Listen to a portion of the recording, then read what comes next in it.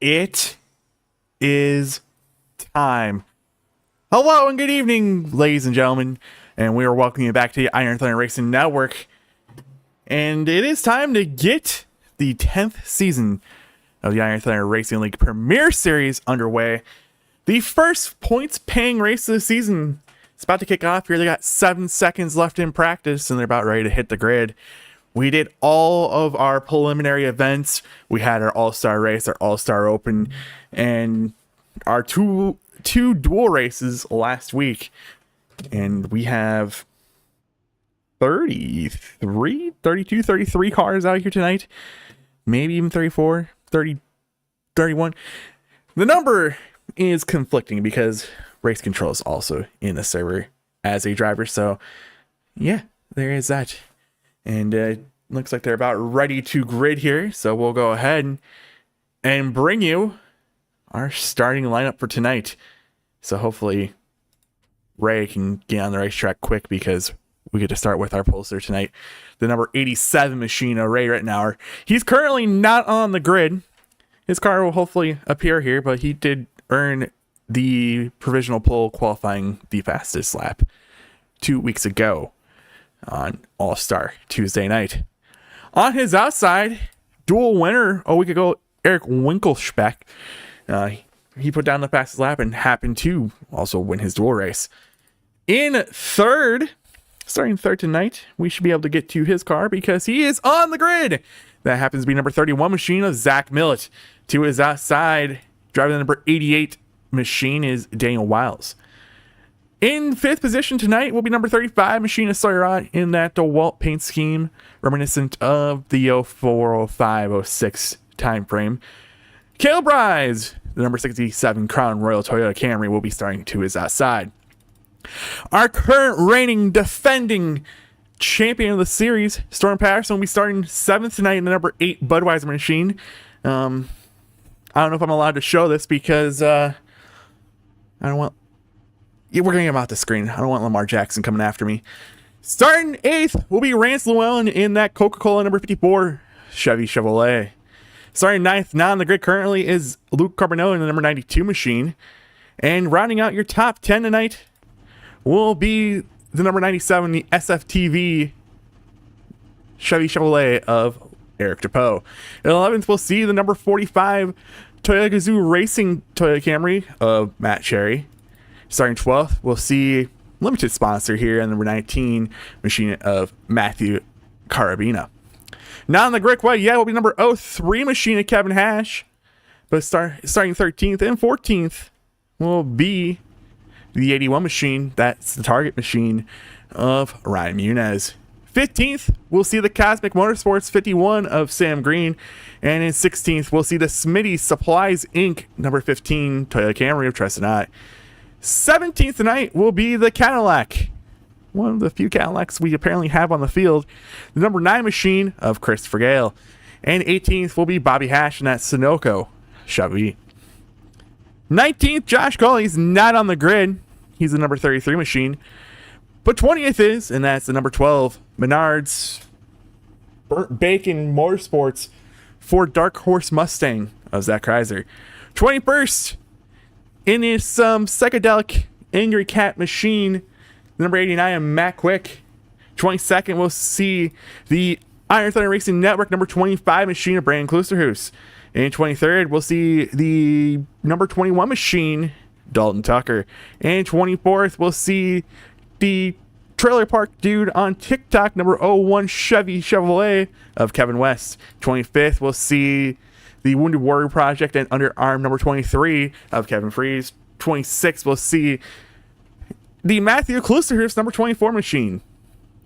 And 27th, we'll see the Liberty Paintball number 50 Chevy of Brian Rusi. And 28th, we'll see the number 4 Cheetos Burnt Bacon Motorsports Ford Dark Horse Mustang of Nate Shiflett.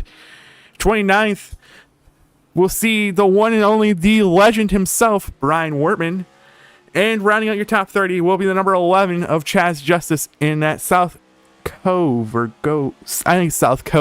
number 11 pickleball machine here.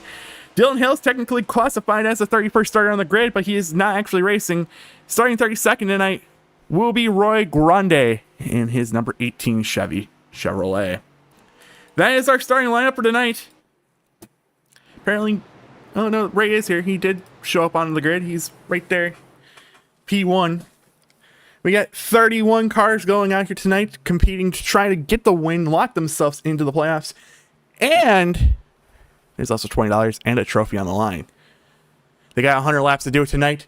The stages for tonight's race, let me go back and read the post from this morning, are 20 and 50. So there might be a potential for a pit stop, maybe, just maybe, in stage number 2. For sure in stage 3. But again, we've done everything we needed to do, and these drivers are all ready to go. 31 of them are on the racetrack tonight. As the lights are off on the iRacing.com pace car. And we'll be racing into sunset. It is 7:20 in sim. Again, it's Ray right now and Eric Winkelspecht on the front row. And as the iRacing.com pace car does make that hard left-hand turn down pit road, Barney the flagman does have the green flag in hand. And we are racing race number 1 of season number 10 of the Premier Series.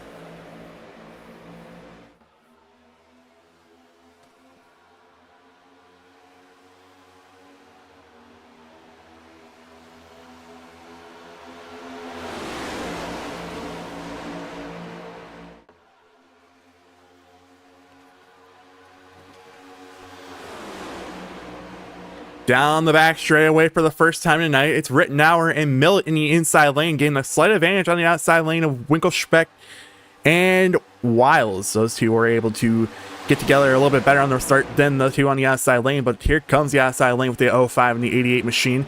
Those two were able to link together through 3 and 4 and coming to the line for the first time to complete lap number 1 of the season. It'll be Eric Winkelspecht who goes to the bottom groove, leading it. Things are still side by side through the majority of the field. Storm Patterson, the 8 machine, jumps to the outside lane here to see if he can help move the line forward. As it looks like the 88's also going to dip in the bottom lane. I wouldn't really be surprised here for the most of this race. Maybe through about 66% of this race, we could potentially see single file racing. 100 laps, 250 miles is a long distance to go.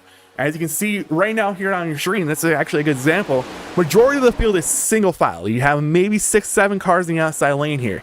And you can see the top 3 are actually able to pull away because that outside lane is just doesn't have the cars in it. And you can see the 54 and the 67 are trying to work back towards the front here. It's still a Winkelspecht out front, side by side. It's a battle for 4th between the 31 and the 67. Kevin Hash jumps in the outside lane here behind Kevin Freeze. Two Kevin's trying to see if they can help make this outside lane work. You also have another car in a high groove a little further back. Looks like he dips out, and there's a little bit of a push gone wrong there. It looks to be one of those 2 SFTV machines here that potentially look to be in the number 97 here. So he looked like he was getting a push from his teammate Carbonneau, as here Storm Patterson also jumps in line follow after Llewellyn did.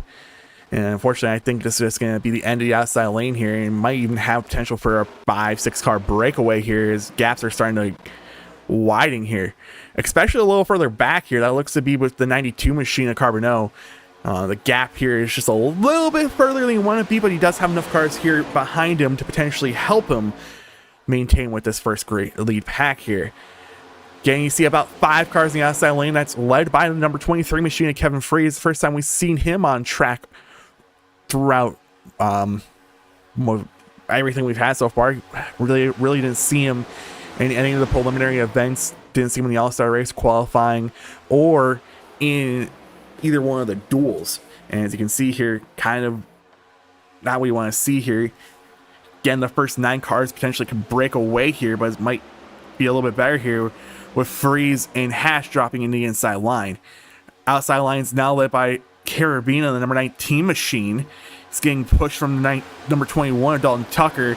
Munez drops in line here to potentially not lose any more spots. Out front, still the 05 machine of Winkelspecht. And Storm Patterson is now attempting to do something here in the outside lane. He's got help behind him from Freeze and Hash. See if these 3 cars can make any forward progress. Right now it's split into 2 packs. You have about the first 12 cars in the pack, and then about 13th on back is where the separation begins. This is kind of what you can potentially see all race long, though. The longer, once you start getting single filed out, the longer you race side by side, it's no good, because you're gonna lose. In this case, they're about a 1.5 seconds off of Carbonell in 12th. You're just gonna lose all that time. The longer you race side by side, just gives opportunity for these single file packs just to keep moving forward. By the way, I'm showing the 11, the 18, and the 74 all laps down early on here. I do not know if those drivers made an attempt on the racetrack. It looks like Chaz potentially did. I'm not real sure. So up front, it's Winkelspec being pushed by Rittenauer and Wiles here. Getting the 8 machine, Storm Patterson's really trying to get something going here on the outside lane. Has the 23 machine all up that rear end, giving him decent pushes and whatnot, but they do have to play a little bit of mind games here with each other. You are able to push. You are able to push a decent amount, but you start reaching those oil temps around that 280 mark is when it starts getting questionable if you can keep pushing or not. But you can see that second pack has single filed out besides the 89 and the 81. Those 2 are the only 2 on the outside lane here. And you can see these 4 cars are starting to make a little bit of progress here. But again, every time that the 23 has to let off, has to stick that nose out of the air to cool it off, it's just going to lose momentum. Again, we're now side by side. This is 6th place on the racetrack. Now it's battle for 5th as 35 and the 8 are equaled up here. And taking a little further back in the pack here. It's starting to single file out, and one of those cars, I think, towards the back of the pack, that's going to drop all the way to the back is unfortunately 89 machine Matt Quick. He is one of those guys we do keep an eye out when we do come to super speedways as one of those guys you have to watch out for, as he and his teammates at Sip and Shine Racing have won the last 5 Daytona races, 5 years worth of Daytona races. So keep an eye out for the 87, 03, 33, and 89 potentially towards the end of this race here tonight to be up front. But 8 laps completed, 92 to go. Again, we got about 13 to go in the stage here. Top 10 will earn points, kind of like we saw last week in the duels. Top 10 in each duel earned points. So right now these guys are trying to compete to add potentially to their point totals. Every point helps, as we do not have 16 races in the regular season to potentially point your way in. We could potentially see at least 7 drivers locked in via points towards the end of the regular season. As that outside lane is making work now here, as 03 and 23 were able to push Storm up to P3. He's now leading this outside line side by side with 2nd now. Potentially could be side by side with the 05 machine through 1 and 2, and he will be. But again, the issue is how long will it take? By the way, the 11, 74, 18 are not a lap down. They're just, unfortunately, on my timing and scoring here, just not being picked up via iRacing and whatnot. They're not being registered. Storm Patterson was able to clear the 05. So was the 23 and the 03. Fortunately, they're going to leave the 97, 92, and every other driver who was helping him get to that outside lane up front. And that's actually going to just mess this pack up a lot here. Towards the back half of this pack, they had to check up a little bit. Staying pretty maintained here, so these at least top 8-9 cars are going to maintain together. Potentially 88 and 31 could be on potential losing this main pack and having to fall back to that second pack that's led by the 19 machine and Matthew Carabina. Again, so the timing and scoring is a little bit off here. I'm pretty sure the 4 is still on the racetrack, the 81 is still on the racetrack, and the 50, they're all still on the racetrack. They are not laps down. Again, it's just due to this being a huge track. It's 2.5 mile track. Sometimes the timing and scoring does get a little bit of a jumbled up. So towards that, those cars who potentially are off the main pack might potentially be classified as lap down. As you can see here, earlier on, we talked about the 11, 74, and 18 being laps down, but they're still out on the racetrack. They've completed every single lap. They're just 37 seconds behind the leader. Matt Quick and those guys. It also could be a situation where I have my draw cars a little bit too far down. We could potentially be reaching that issue too. I will take a look at that once we come back from the stage break, or once we head into the stage break, see if there's something I can change there to make this a little bit better here. But Muniz has lost this backpack. He's unfortunately 2.5 seconds off with a little 10 to go in the stage. He should be fine to not go a lap down. I don't think he should.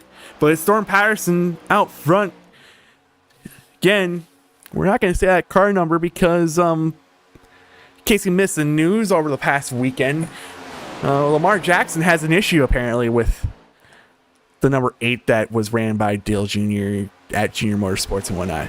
The DEI 8, that's fine. That's all right. But the other 8 was a no-go.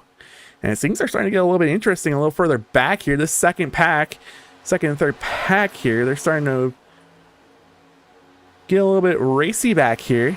You can see a couple cars were able to separate here. About 5 cars were able to pull away here. That's Carabiner, Cherry, Sam Green, Brandon Klusterhuis, and Josh Cully. These guys were able to pull ahead a little bit. And you can see back to Matthew Klusterhuis, Dalton Tucker, and Kevin West, even Tristan Ott. These guys have separated into their own little pack behind the second pack. 13 laps in, 87 to go, 7 laps to go in the stage. Again, stage 1, there should not be an issue for anything fuel related. We'll be potentially really close in stage 2. I know in the duels they're around 23 to 24. With the pace laps and whatnot, we'd be right on the marker for that. So there is that to keep an eye out for. Potentially some pit stops coming in stage 2. Stage 3, there's for sure 100% a pit stop is going to happen. Single file all the way back to Millet in the 31. These two were able to stay in this lead pack. It does help that, the accordion effect does start to happen here once you get past maybe the third car in line. Now, these guys are probably not running full throttle either, so that really does help. The further on back you get here, and you can see a little further on back, there's a couple passes attempted to be made here. That looks to be Kevin West and Dalton Tucker trying to see if they can get a little bit further up here in the second pack. Might be smart enough for them to hang on here for maybe a couple laps and try it again just on the tail end of this pack. They can also see the 19 machine jumping out of line. Might be giving some air to the nose of the 45. It's not a dumb move to make here, especially early on in the race. You want to make sure you guys can keep in here as long as you can. Stay on track as long as you can. But unfortunately, him being out there that long might have him fall into the grasp of the second pack behind us, the third pack. But it might also help here with the 01 and 21 trying something here in the outside lane. Tucker's going to see if he can get by Matthew Klusterhuis, but it doesn't look like he will. Again, 15 completed, 5 to go in the stage, 85 to go in the race, 84 to go now as the leaders across the line. Here comes the outside lane, making something happen here in the main pack. As Sawyer-Ott's now leading that outside line with help from Wiles and Millet. It says on my screen the 67 dropped back, potentially having some sort of connection issues. He was a part of this lead group originally, but looks like might be having some sort of connection issues. Again, you might see the 78, the 50, 12, and 4 all also not being scored on the lap. That's, again, timing and scoring might be just because I don't have enough cars being drawn. And it is confirmed the 67 that Caleb Rise has fallen out of the race. He'll probably try to get back in here, as he would be, as of right now, one of the first cars a lap down. But unfortunately, the leaders are catching 11, 74, and 18. Those guys here with 3 to go on the stage Might be having to compete for the lucky dog position here. By the way, that's the name of the race. The Lucky Dawgs 250 here from Daytona. And Storm Patterson still leads. Sorry, still trying to make something to work here on the outside lane from... Unfortunately, he lost his help. 88 and 31 have dipped out of line. 88 looks like he's coming down pit road. Right as pit road closed. Oh no! I made that mistake a year ago. Fortunately, that is going to be a penalty for the 88 machine. Pit road was closed when they came by that time. So it's going to be a lengthy pit stop for him. Right when pit road closed too. That's... Oh, actually blew his engine. No. Getting word the 88 blew his engine. I'm really surprised they were trying to make something work there in the outside lane. Nothing really worked there. As we come to the last lap in the stage, we'll have to go on the stage here until we see the green and white checkered flag. And it's going to be very interesting here as they got the 3-lapped cars here approaching them, the 18, 74, and 11. Patterson's going to try to lead this line in the outside lane here, but does someone potentially take some sort of run here while they're trying to pass these lapped cars? Again, right now in 10th place, getting the last point would be Millet, but he potentially could. I don't think he's going to get freight trained by the other pack here. But back out front, Winkelspect looks in the inside of Hash here. Does Freeze potentially take a look at the inside of Storm Patterson coming to the line? He does. He's there. They make contact. This is just for a stage point. And at the line, it's a 23 of Kevin Freeze. We'll let timing and scoring get figured out here once the caution is complete, but it looks to be the 23, 8, 05, 87, 54, 35, 03, 97, 92, and 31, earning your first stage points of the year. So that's a pretty calm first stage. Pretty calm. 67 fell out. And 88 had a blown engine. Those are the only things we can really see here at this moment. And I'm going to take a brief second here to see if I can change anything with the draw card so then we don't have people being shown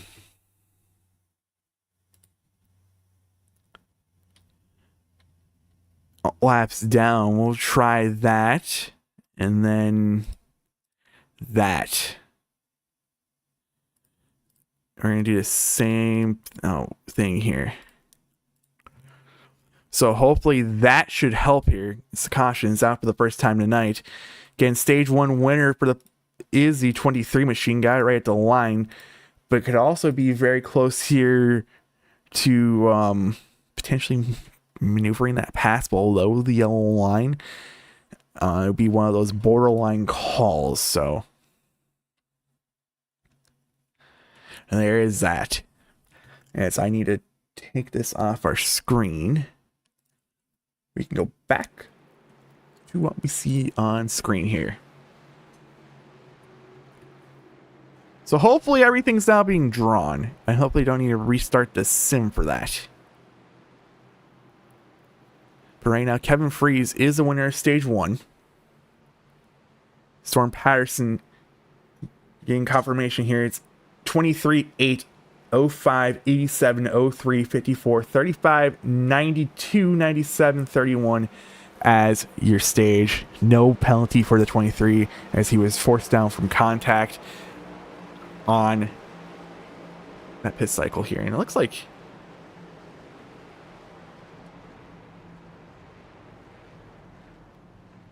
oh, Freeze has an early pit box. That's why. Alright. That makes sense. I was trying to figure out where Freeze is, but he has an early pit box here. They're starting to make the race off pit road here. Looks like it'll be 05, followed by 87, 35, 03, 54, 31 on pit road. Exiting here. And unfortunately, it's going to be an early end of the night for 88. And it does look like Caleb Rise was able to get back into the server. So there is some good news for those Caleb Rise fans out there. Yeah, the 2 cars are on the racetrack. Those are 2 cars that are laps down. They'll potentially be racing to see if they can get their laps back. It's going to be a really interesting call here because this stage is a little bit longer. So when we do go back racing here, they should be on 2 to green right now. They should be approaching next stage. I'm going to just verify this one more time real quick. So I read this right. It is lap 50. So it's going to be... We're coming to complete lap 23 right now. We should be going back green on lap 24. So about a 27 lap run to the stage. Again, the pit window, from information I was told to the prior week, could be a little bit different this week, is about 24 laps, maybe 25. And unfortunately, we do have some penalties on pit road. The 23 machine of Kevin Freeze, the 11 machine of Chaz Justice, the 01 machine of Kevin West, and the 9 machine of Chris Gale all had penalties on pit road. Potentially not being on the right side of pit road, driving through too many pit boxes on entry or exit, not maintaining pit speed. Those are some of the major things we kind of penalized for on pit road. But again, it was a 23, 11, 01, 9, all receiving penalties there. Could be a little bit of a... I really shouldn't say it could be a little bit of a saving grace here for them, fuel-wise. Because potentially are going to be at the back of the pack. Really don't want to be at the back of the pack for that either. So I'm trying to figure out why we have a lot of cars in the outside lane here. Can also be a fuel saving situation here too. A lot of cars actually came down pit road that time as well, trying to top off here, seeing if they can make it towards the end of the stage. So one stage is complete. Starting stage number 2, we're 3 laps into stage number 2. Like I said, we're going to come to the completion on lap 24 this time for the stage. So we'll have about 26 laps to go in the stage. Again, fuel could be anywhere from about 22 if you're really pushing it to maybe 25 laps. Might be trying to save that extra lap here. So who knows, we might see some real life racing 3 wide running quarter throttle. So get ready for that, folks.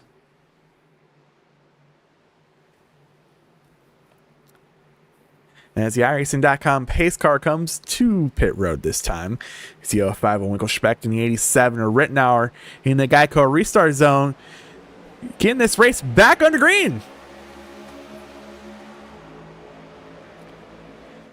35 machine started out, was ready to go this time. It's all over the back bumper of that 05 machine. 2 teammates in the outside lane. That's the 8703.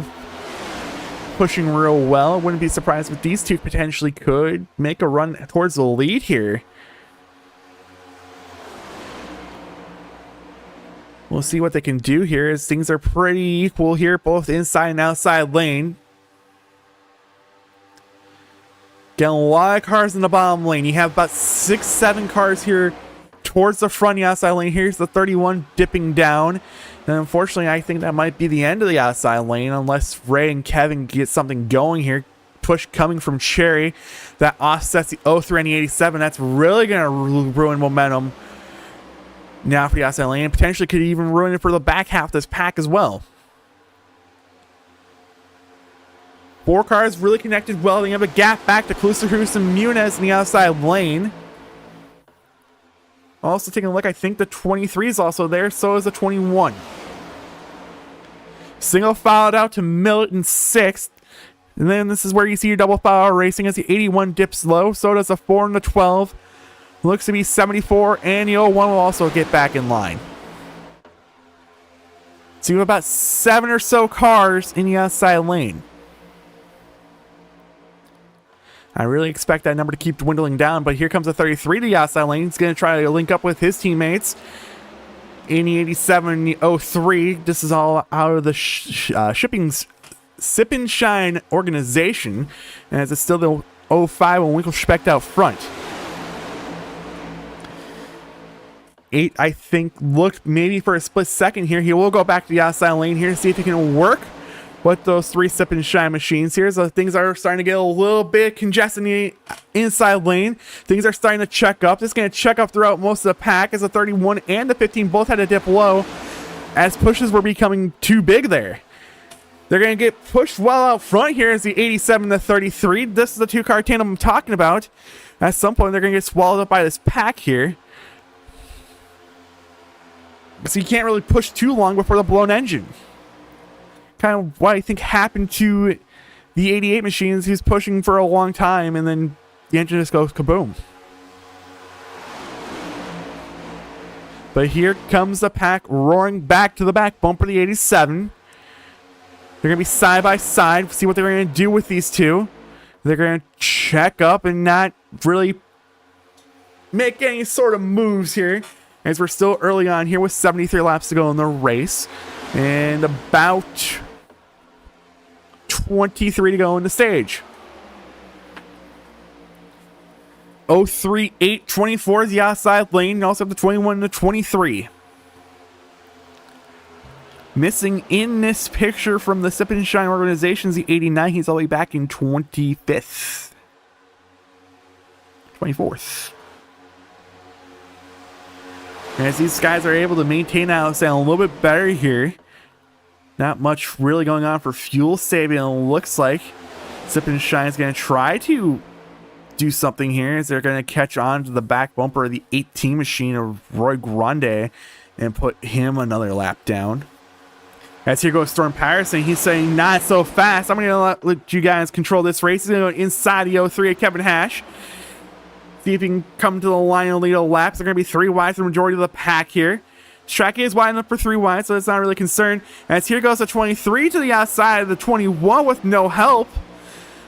24 is giving a major push to the 03. As they're going to still be side by side for first. It's not going to be a side by side for second here. And so the gap is just a little bit too much as they're 3 wide behind. Matthew Klusser dips in line, so does Kevin Hash. 3 wide can only work for a while here as Freeze is now being pushed by Muniz. Also getting help from Sam Green. That leaves Dalton Tucker in the middle here. And he's just going to hop back in line in the top lane. Yeah, I think this is a 26 car main pack. Chaz Justice, he's also in the main pack. That's 27. And Roy Grande, he's going to also be coming into this pack here. DJ Hash, he's somewhere on the racetrack. Rise and Wiles, I think, is still on pit road. Rise, I'm not real sure. Storm is not out of the race. I was just clicked on a driver who was outside the range here. As the first 6, 7 cars were able to break away here. Just a tiny bit. Freeze is not going to be able to get to the back bumper here with a run. Expect a check up from those guys behind him. 2 cars in the outside lane. That's a 51. Freeze jumps back out there. And the 81.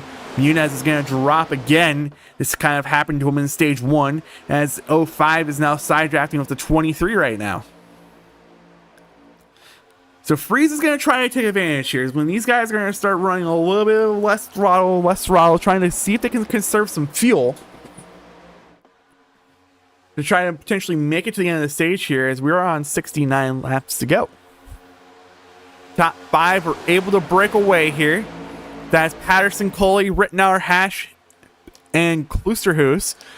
Winkelspect trying to maintain here as he's able to escape from the side-by-side battle here with Freeze and Green.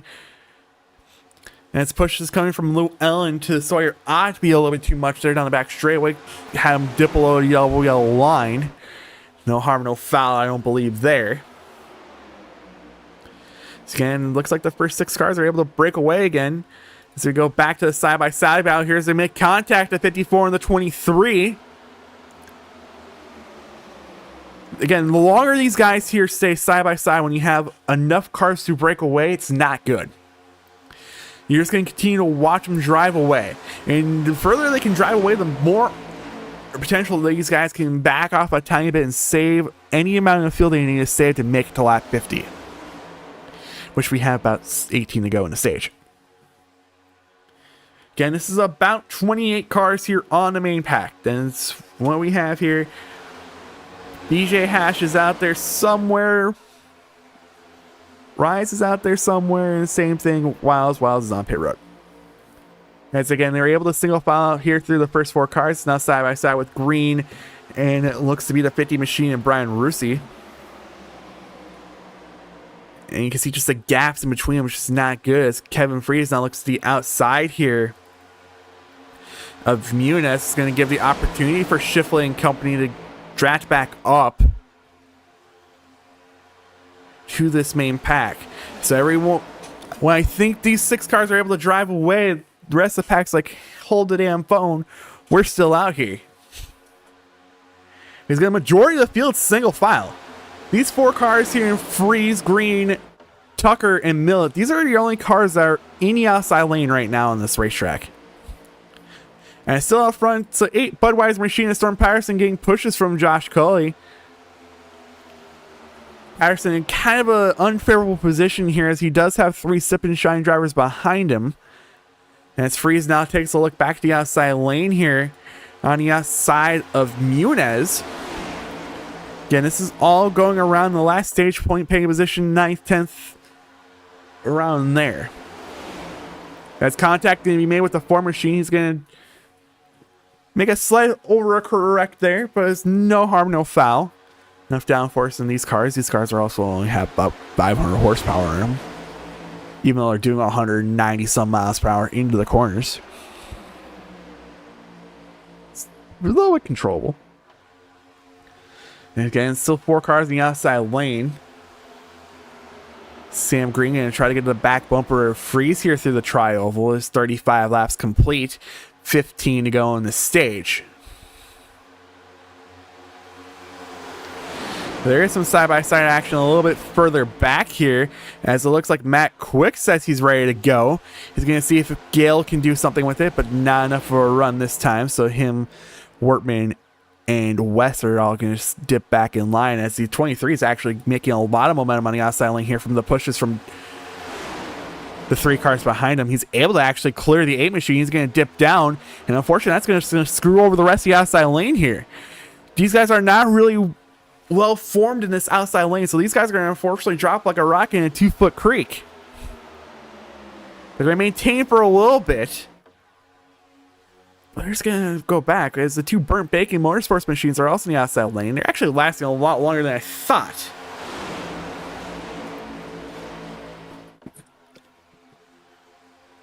But the car count is in the inside lane here. It's Green's going to get a hell of a push here down the back straightaway. I think he should be clear enough. It's major push, as they're all going to get clear and get in front of the 23 machine. That's going to have guys jockeying for position behind him as they're going to check up. Now the side-by-side battle is going to go a little further back. That's going to be between the 4 and the 12 machine here. Those 2 are going to be the only cars in the outside lane. Also has Chaz Justice, who is 1 lap down, also in the outside lane here. He's going to drop back probably in line here. So he does have some front end damage there. 37 complete, 13 to go on the stage.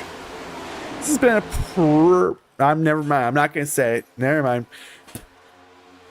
Even further back, Carabina's leading the lane on the outside here with Quick and Gale. These guys trying to make up some ground here. As Carabina's going to say, hey, I got enough ground here. Let me hop back in the inside line here.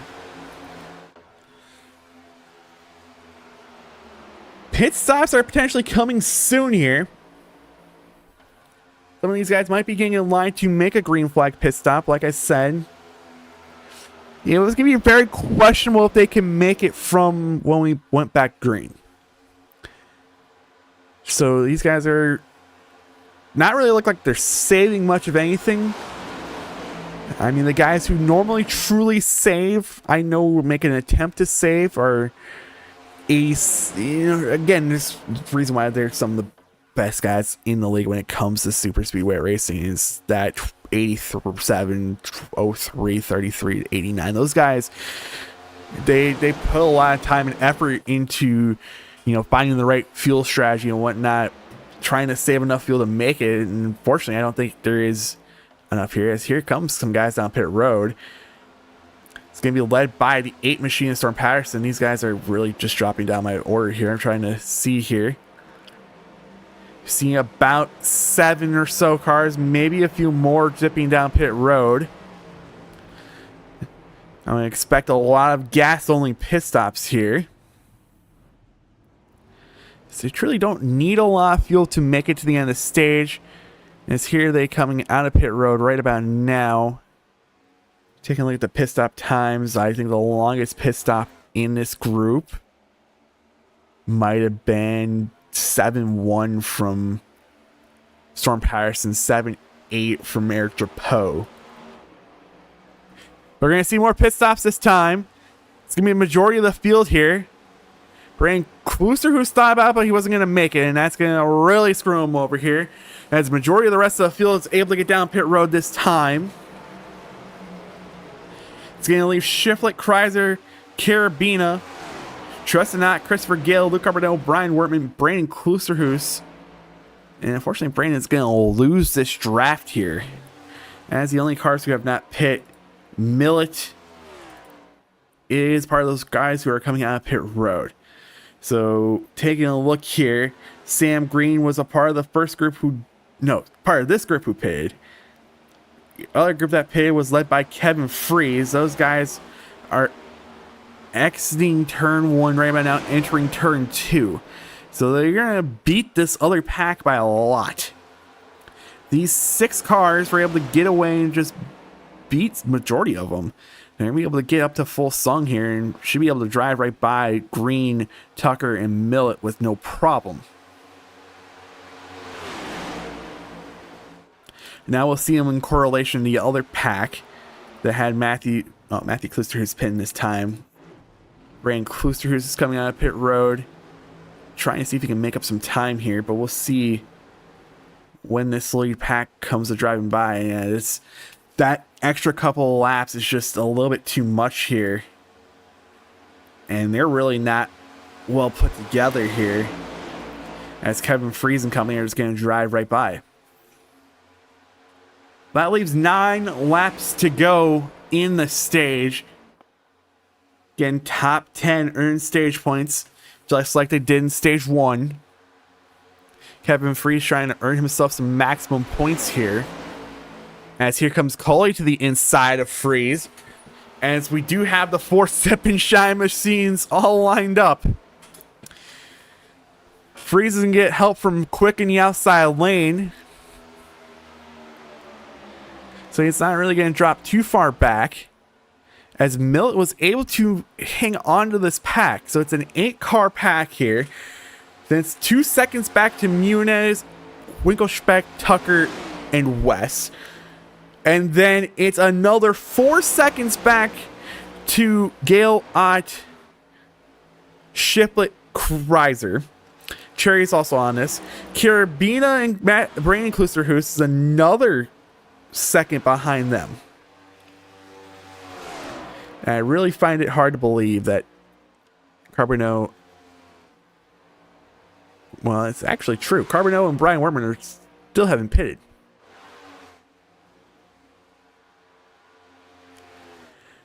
As I thought our battle for the lead will be the battle for the lead.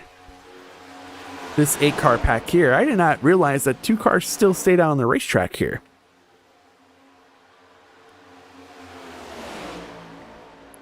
Very, very interesting. As we do have 7 to go in the stage. So the question is for Carbonneau and Wortman, as I think Carbonneau came down pit. No, Carbonneau's still there. All right. When do they pit? Or is this one of those situations where they're going to stick it out? Is they're going to put the 50 of Brian Russi a lap down And the next car in front of them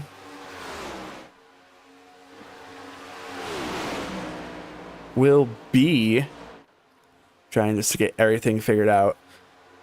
Again, I think it's just because I didn't have enough cars being drawn, so it is a huge racetrack, so it's not like it's really a, who knows. But this should be your battle for lead here in the next 5 laps. I don't believe Wortman and Carbonell can make it here to lap 50 on fuel.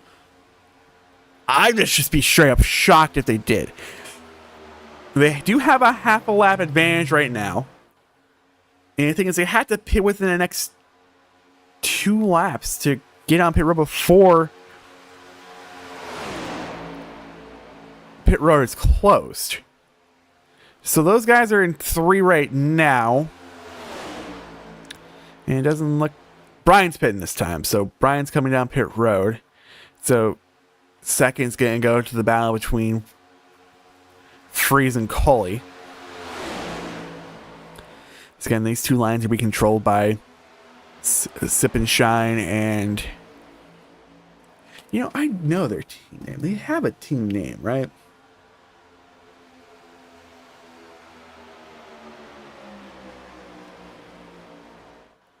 I swore they had a team name. I might be wrong. But the other... I know Freeze is not a Sip and Shine member. He's an affiliate. As we have 3 to go in the stage. 4 to go in the stage. And there's still Carbonell still out there. And he's going to come down pit road this time. He's going to bring Roy Grande with him. And I think he's going to get down to pit road speed. And that should take a lead out here to someone in this 8-car main pack. Again, it's still about 2.3 seconds back to this 3-car group, and it's another 3.5 back to these 2. As Tressenot went a lap down during this pit stop cycle. I'm not real sure. And it's another 2.1 back to these guys, but these guys are catching Winkelspecht and company. As again, it's just, I don't think Muniz, Tucker, and West are going to be able to get up. It's Moonshine. Moonshine Racing. That makes a lot of sense. I knew that too. Just wasn't thinkable. Thought about here. Pit road should be closed this time. 2 to go in the stage. That's 48 in the book. That's going to leave us with 52 laps to go. In the battle for the stage win is going to come from this group right here. Muniz 2.5 back. I mean, they're making up time with these guys racing side by side. So there is some benefit there. They are racing side by side. So, except they lost time down the back straightaway that time. So our stage winner is going to come from this group here. It's going to come to the line for the white flag in stage number 2. As it's going to be Cully and Freeze side by side for it. Quick's giving the push to Freeze, who is going to get the 10 stage points and the 1 playoff point. Freeze has the advantage in the outside lane this time. Through 1 and 2, but here comes the push from Rittenauer to the 33 machine of Cully. Does Patterson potentially take a look up the middle here with Millet? Or are they just going to stay in line and earn their stage points? Down the back straightaway for the last time in stage number 2. Freeze is going to have the advantage. We're going to expect a push from Rittenauer to Cully this time through 3 and 4. Both cars in the lanes are linked up, but I don't think it's going to be enough here, even for Quick.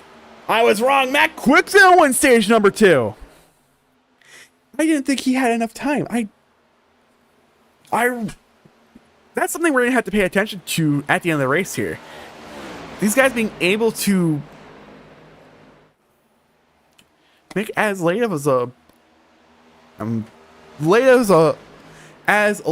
of a pull-out of line move as they can.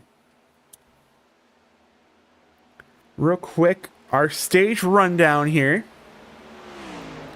I know 100% sure Matt Quick's your stage winner. Kevin Freeze did finish second in the stage. Josh Cully finished third. Storm Patterson finished fourth. Rittenauer fifth. Kevin Hash finished sixth. Sam Green finished seventh. Zach Millett finished eighth. Dalton Tucker finished ninth. And Kevin West will round out your stage point earner for tonight. Guys who earned stage points on both stages: Freeze, Patterson, Rittenauer, Hash, and Millett. Those are your only drivers who earned points in both stages, with Freeze earning the most points tonight with 19 of them.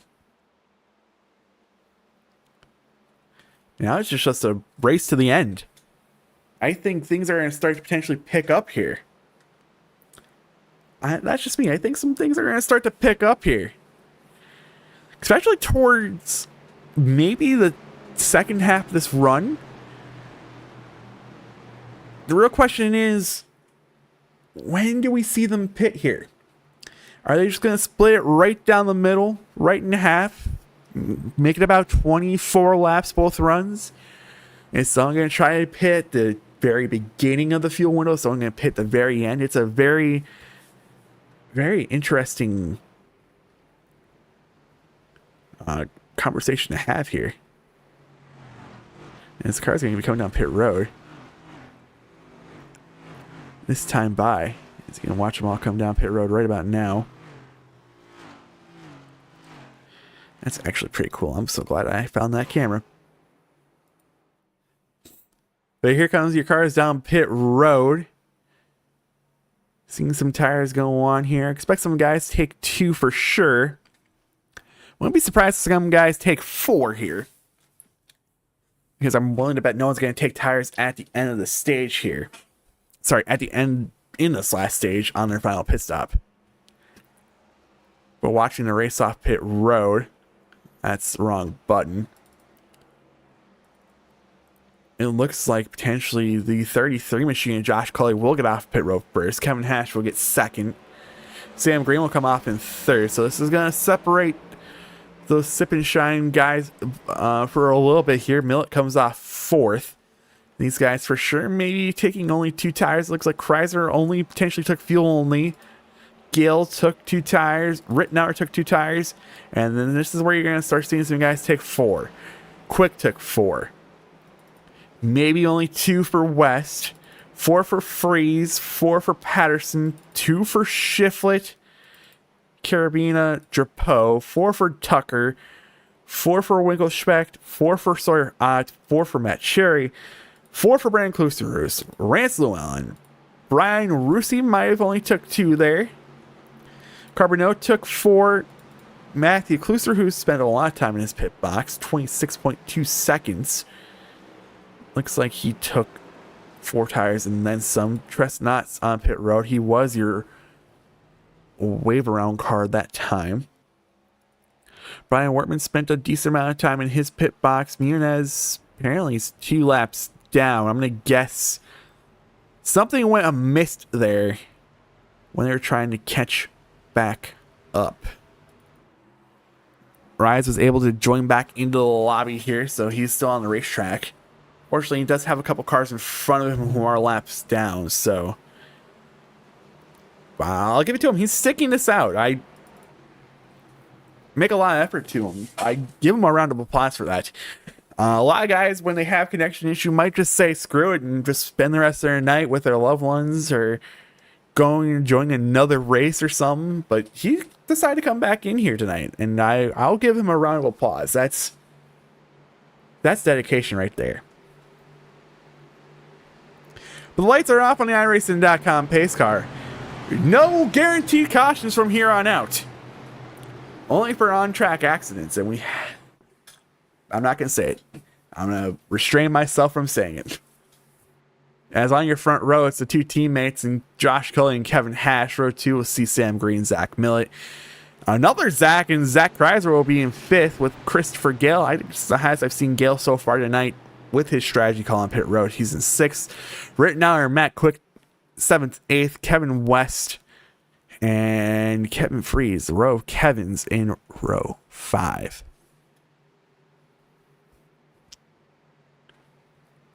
Again, I want to quickly thank you all for joining us tonight. This is the first of 16 races this season. I think it might actually be a 17 race season. Let me pull up the 17 races here. We go for a while. We do have an off week built in somewhere in the schedule. I don't remember. In May, so we get through 6 races here. And then our first off week of the year will be in May. So we'll be here for some time.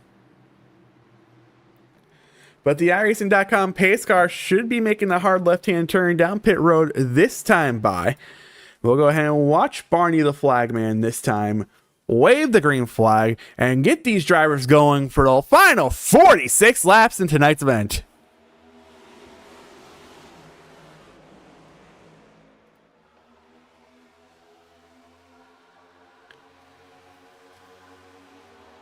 Starting to see some cars say, screw the outside lane and hop in the inside lane. Very hesitant driver in the number 25 machine. Was hesitant there, but he did get in line. He does have 2 of his teammates around him in Matt Cherry and Sawyer, so something to keep an eye on here. Millet's getting pushed down the back straightaway from Quick and Freeze. Carabina's back up front here in 13th. Seeing what he can do in the number 19 machine. As again, was able to be a pretty clean start here for the inside line. We've seen that all night long. Inside line's been able to get pretty decent jumps here. And it really does help when you have 2 teammates on the front row doing a teammate start. But here comes Milt and company in the outside lane being pushed from Matt Quick and Kevin Freeze. They're going to be side by side with Kevin Hash here through 2. And down the back straightaway. Should potentially I shouldn't say this. I've been wrong most of the time tonight. But potentially be clear going into turn number 3 here. Should be with both the 89 and the 31 dropping down. That's just going to leave 2 cars here by themselves. But don't look further back here. That's Kreiser and Shiflett were trying something in the outside lane. Kreiser was able to get down in front of Rittenauer. It's now the 2 teammates and Braden Kluser are also going to drop in line. As there is a window for Elise Carabina to hop in the inside line. Freeze is also going to have a window here, as it's now 3 cars here in its main majority of the pack. That's Shiflett, Patterson, and Tucker. Some guys we've seen a lot tonight in the outside lane making it work. We saw Tucker push Storm earlier to the front. Brandon Kluser, who jumps out in line here from Munez. Also have those 2 SFTV machines out of Patterson Pamitat Racing in the outside line. Okay, majority of the field's in this main pack. No pack separation so far. And still out front's Millet leading this race. They're going to go back here to the bow with Shifley. He's going to be side by side with Kreiser going into turn 1. He's now going to work side by side here against Kevin Freeze. So as long as you have the right car pushing here, as here goes Matt Quick to the outside lane here with help from his teammate. This outside lane was coming. That's going to check him up for a tiny bit. Kevin Hash made a late maneuver out there. That's going to put Sam Green in the sucker hole here, as the outside lane is going to start potentially running the Dale line. I highly doubt it. I think the inside lane is going to make a move here, as here goes Shiflett taking the run he got there from running behind both Hash, pulling Quick. But nothing's really going to happen from here, as Millet's not really able to get to the back bumper of Shiflett. As first 4 cars were able to clear the inside line. I really love to see the Dale line right now. That'd be very, very interesting. As Shiflett got a little bit of a bad push there. He's going to continue to get a little bit more of a bad push here from Millet. As West also got a little bit of a rough push. And here goes Kevin Hash the inside. action all over the place. I told you action is going to start picking up here with the last 50 laps. 41 laps to go this time by. Freeze is getting help from Tucker and Brandon Kluser. It's the first time we've really seen him up front tonight. Had a really rough end to his duel last week. Put him in a really rough starting position, but he's now up here battling inside the top 5. He's in 5th right now. Kevin Hash and Matt Quick, these two are controlling the lanes. He's going to get a push from Dalton Tucker. Tucker is going to stay in line with him, though, as that's going to give momentum to the outside lane here. Rittenauer thought about hopping the outside lane back there. He's going to hop into it. He was very indecisive there. A little bit more of a momentum from the inside line this time. Going to see something from the outside line this time as well, as we complete lap number 60 tonight. 40 to go. Okay, I would expect them to split this stage in half. I would totally expect them to pit somewhere around, if I had to guess, I could potentially see them going another 20 laps here, and then leaving 20 to go in the race. This is side by side through the majority of this pack, as I thought this race was going to potentially calm down for a little bit, get us towards that last pit stop, and then the business start to pick up. But these guys want to go now. They know that only points can be earned are on lap 100. They said, hey, we need to get our spots now and go. As again, you're going to continue to see this as long as they run side by side. The inside line is going to have the advantage to the corner. The outside line is going to make some of it back up down the straightaways. As Tucker's really giving the push to Hash into turn number 1. Again, majority of the field's in this pack. Kevin West all the way back in 23rd, the last car in this pack, right behind Ray Rittenauer. Treston, he's fallen off the pack. Chaz Justice, I think, in this pack as well. I did see someone behind him. He has BJ Hash and Brian Wertman with him.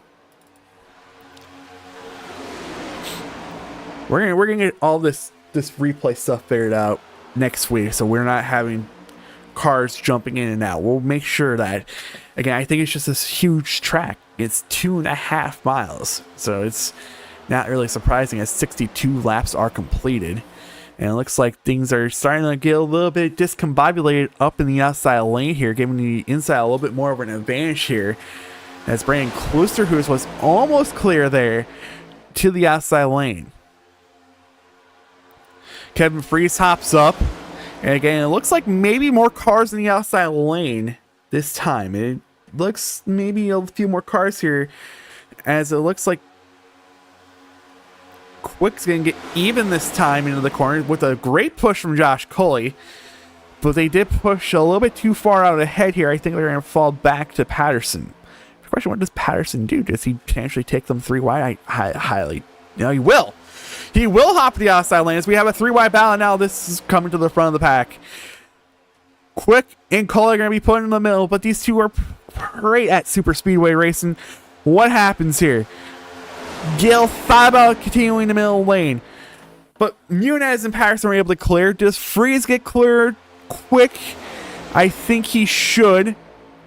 The question is, I think that's Strapo. I might be wrong. That could be Carpenter. No. It is Eric Trapo. Trapo does get clear, but Freeze is able to actually maintain and stay. Sorry, not Freeze. Freeze was not part of those two here. Freeze is going to take Muniz 3 wide to the top. As things are starting to get real interesting up front here. Sir Ott's in the middle. He's going to stay in front of Matt Quick. As all it looks like majority of the 3 wide racing has settled down for now. It's still 3 wide back there between Quick and Sherry.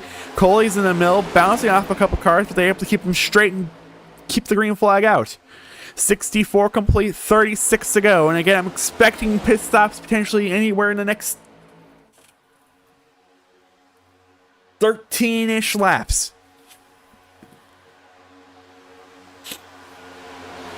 And it looks like we settle down 3 wide racing for now. I would expect that to pick up as the race gets further on here. Top 3 cars have been able to clear here, but here comes the outside lane led by our current reigning champion, Storm Patterson, with the help from our defending Rush Series champion, Yeah. And Kevin Freeze. Only 2 cars right now are clear, barely clear even for Tucker if he wants to hop up. But they're going to get some huge runs here down the back straightaway. Kevin Freeze is really pushing a machine. Here comes Slayer out to the inside line. He gets in front of Chris Gale. Freeze dips that nose out a tiny bit to cool off that engine. He was pushing for quite a bit there. I'm not really surprised he's dipping out of line there.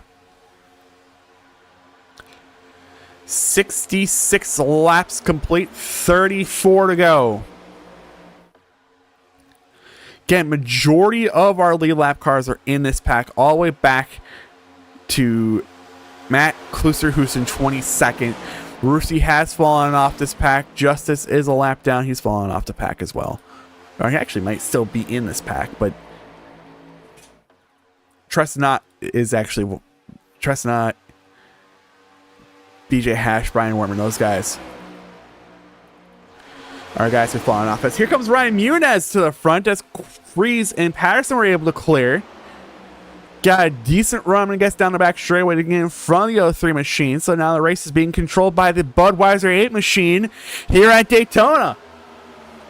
Tell me when you've heard that phrase before. Muniz is getting pushes from the 97 machine, seeing what they can do. Things are starting to single file out a little bit further back here as they're on lap number 68.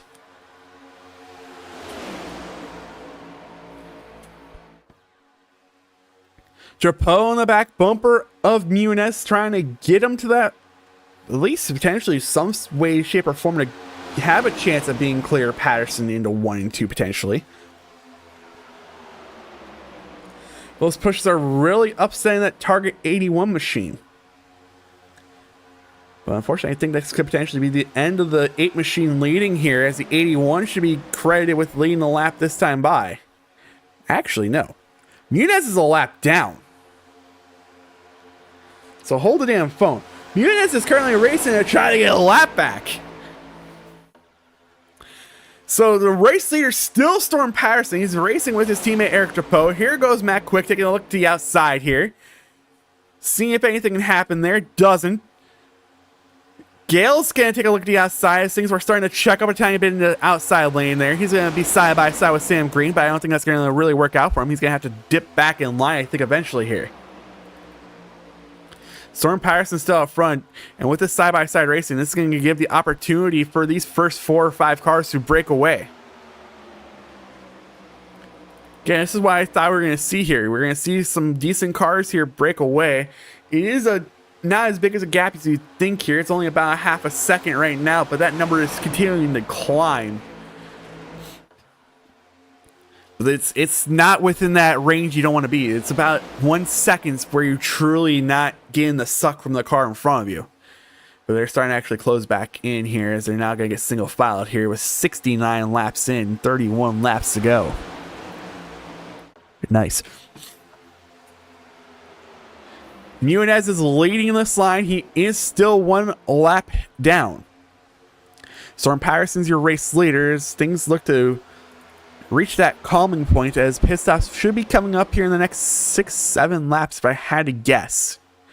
At the earliest, I wouldn't be surprised if some guys wait here, and so it looks like the 51 spun out on pit road. Why was Sam Green pitting already? Was it a push gone wrong? Things have calmed down, so we'll hit them with the replay. See if we can figure out what happened with the 51 machine. Again, we're on board with Sam Green now. Yeah, that's just a push gone wrong. And then also got the 19 involved. But since it was on pit road, I think Sam should be fine to not have gotten that penalty. So he unfortunately is going to lose all that track position. He's actually potentially go a lap down here, as he's, I had to guess, about 3-4 laps from being lapped here. Again, things have really single filed out. Your pole sitter right now has lost his main pack, but he does have help behind him in the outside front row. Eric Winkelspecht and also Rance Llewellyn. So those guys are in a 3-car pack by themselves. You go a little bit further back, the 24 machine. It's actually just all by himself. No other cars are really loading in. Then you go further back to, you see Justice, Carbonneau, Carabina, those guys back there. I'm going to think that all had to do from when Sam Green got spun onto pit road. So I think that potentially could have played into a part of that there. And there goes Sam Green. He is now 1 lap down. I think he just spun through pit road. I don't think he took... He might have spent some time in his pit box. He spent 7.4 in his pit box. So he did get a pit stop out of the way, but unfortunately I think that was a little bit too soon. I don't think that's going to really work out for him here in the end. Once again, it's just single filed out. I think these guys are just going to click some laps off here. Potentially when this fuel window should open up. It should be opening up real soon, if I had to guess here. Really, really soon. By the way, I'm going to show something. I just want to see if it works. So we're going to, since they're currently single filed out, we're going to take a look at something and see if this actually works. It does! But unfortunately, Kevin, whoever's second in points is not showing up right. That's cool. We'll have this updated throughout the year. This would be right now if the race were to finish, right? These guys would be earning these points right now. As we're still green, we're not missing anything here. So this is a live look at points. And I'm trying to think, who am I missing from this list that would be earning 46 points? That would be very, very interesting. I think I can actually take a look at this here.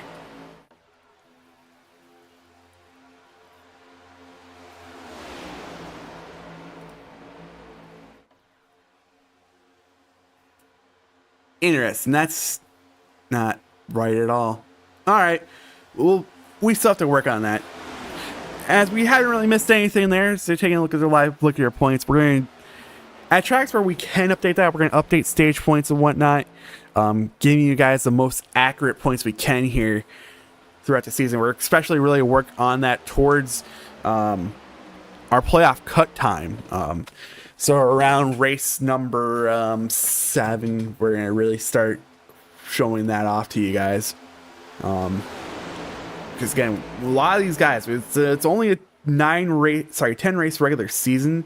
So we do have potential to see 6 guys have the opportunity to make the playoffs in on points. So we'll keep an eye on that as the season rolls on. Taking a look at things, these guys are real life racing. They're only doing about 183 miles per hour. That's what you kind of see in real life. Yeah, Storm just ran a 48.5. His best lap's a 46.0. So these guys are trying to save some fuel here, which, I mean, I don't really blame them. The less time you need to spend on pit road to put the optimal amount of fuel into your car, the better.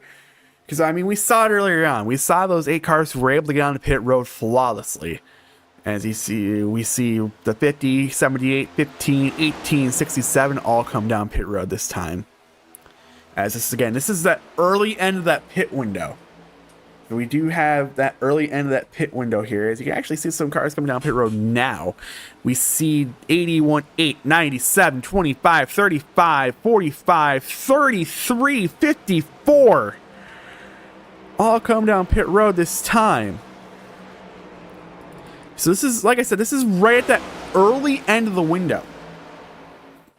So with 23 laps to go, I think this is a potentially smart move to make here. Because this leaves these guys here on track questioning if they default differently from their pitch strategy.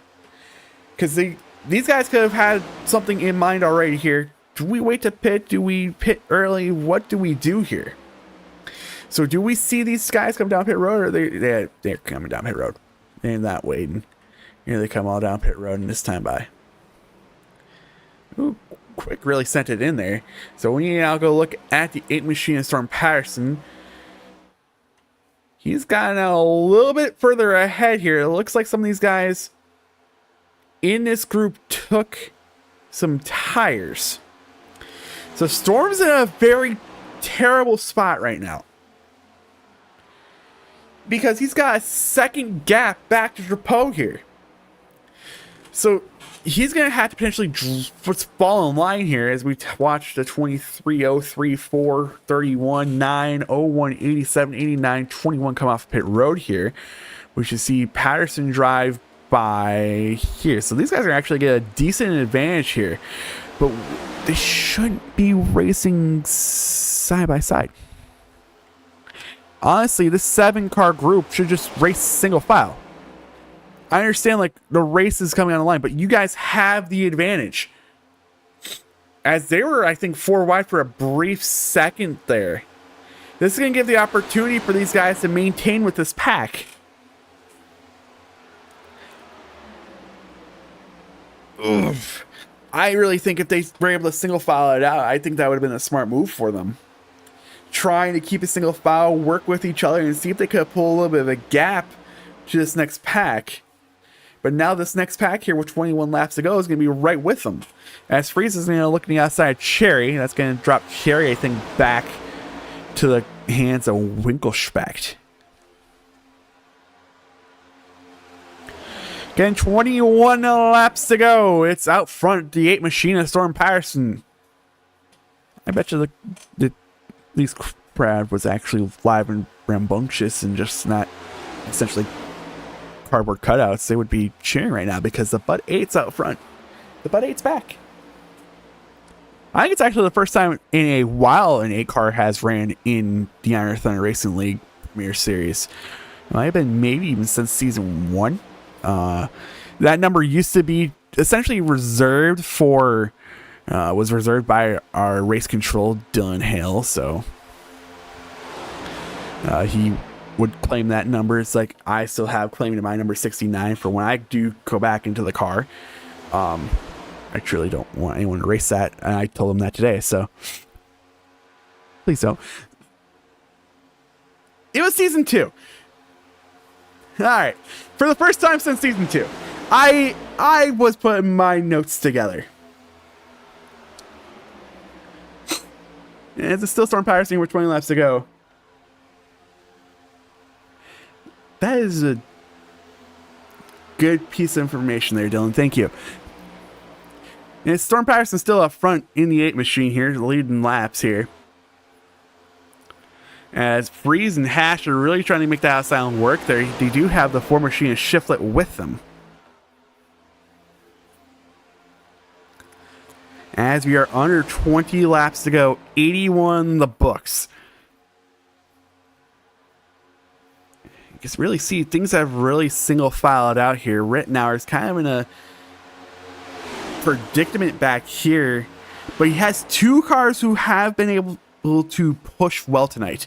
We've seen the 89 and 21 push forward tonight, so he's not in a truly terrible spot. Issue is when they're going to have to let off and let that engine cool off, as Freeze and Hash were able to take the lead here, leaving Shiflet to just drop back to the pack by himself. So with 18 laps to go, it's going to be control the 03 and 23 out front. They're going to catch a lap car that happens to be the 74 machine, but hang on. Those teammates out of Patterson Parmatat Racing said, not so fast. We're not going to let you sit in line and take this race from us right now. 81-8 we're able to clear here. Drapeau is going to lead the 4 machine back up here. So it's going to get kind of tight there. 3 wide off of 4 with the 74 machine and Brian Werman being a lap down. Things were able to work well. Drapeau's he's going to clear himself there. He's not really clear. He's going to go around. Single car. He almost went upside down. Single car spin. again, it's really, he just cleared himself there. We're going to focus real quick back out front. It's just, he just cleared himself. And he almost did go up and over, man. These next-gen cars have a flying problem, and it's not good. I think enough time has passed for us to, I think, go back and watch that. We'll go back and watch what happened here. Again, I think Drapeau just cleared himself. That's the case. I mean, I think I went too far back. Not really missing anything out front here.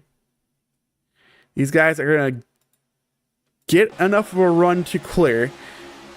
Muniz and Patterson were for sure able to clear. Drapeau's going to get a push from Shiflett here and attempt to clear down right here, but he's not clear.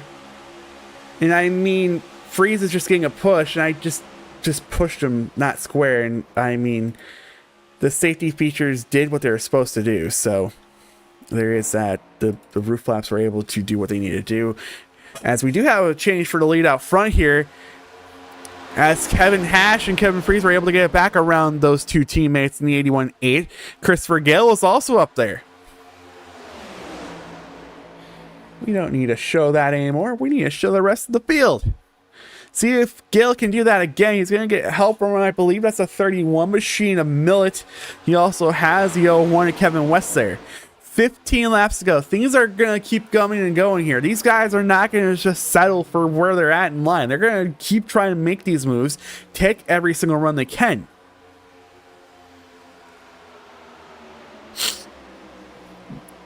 Patterson was looking outside for a brief second there, but they're going to check back in line. Nothing really for a run-wise there. Shiflett does look outside for a brief second, going to hop back in line.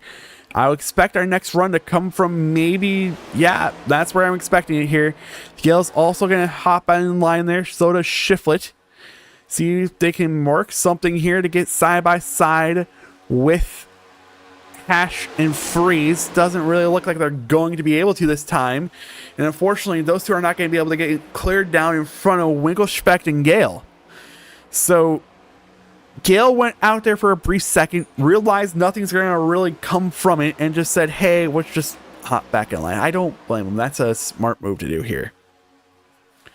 As we have 13 laps to go, but these two Patterson Pemitat Motorsport racing machines aren't going to say no. They're going to keep going in the outside lane. Shiflett has also been an aggressor tonight. We see him work out there in the outside lane with his teammate in Zach Kreiser all night long. So I feel like that's another decent car to be working with. And like I said, you had those three cars there that were off the pack there about a second and a half, 2 seconds.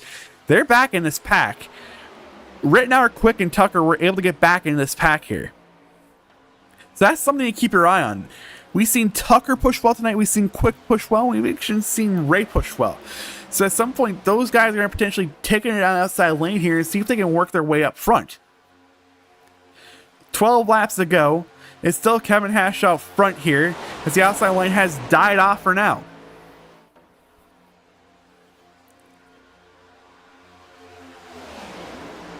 Single file all the way back to Storm Patterson here. He's racing side by side. I think that's with Brandon Klusterhuis there. As they're going to give it a go again, I think they'll let Muniz's motor cool off a tiny bit. But I don't think it's going to really work out for him right now. I just feel like Freeze and Hash are working real well together.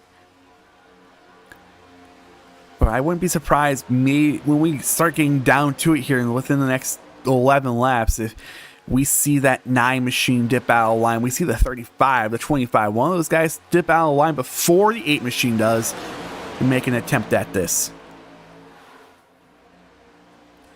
But Patterson drops down in line here, but here comes Millet and Kevin West here. Those guys are going to make an attempt here at the 2-car tandem in the outside lane.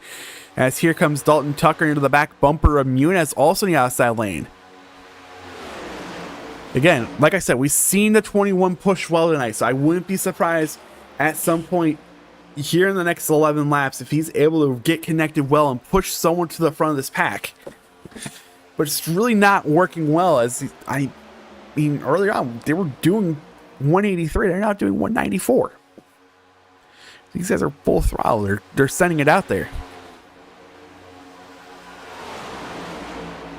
They also have some lap traffic to contend with here, as they're catching on to the 19 machine, the 50, 78, 24, and 92. Also Tristan Knots in this pack. So they got some lap traffic to deal with here. Things are going to start spicing up here in the next 10 laps, especially with this group of 7, 8 cars coming up here. When they cross the line this time, will be 9 laps to go. Again, the outside line has died out for now, but I wouldn't be surprised when they start maneuvering their way through lap traffic here. Especially, that's the 92. They're going to have to take the 92 3 wide up the middle. Klusterhuis comes up for a brief second. That was a bit dicey for Fries and Winkelspecht. As they're 3 wide trying to work through lap traffic, looked like the 19 got into the wall a tiny bit. Majority of them have gotten through the 3 wide part of it now. It's now going to see Millet, West, Quick, and Cherry, and those guys have to get through the 3 wide portion of this pack. It's going to give opportunity potentially for these 4 cars to sneak away a little bit here.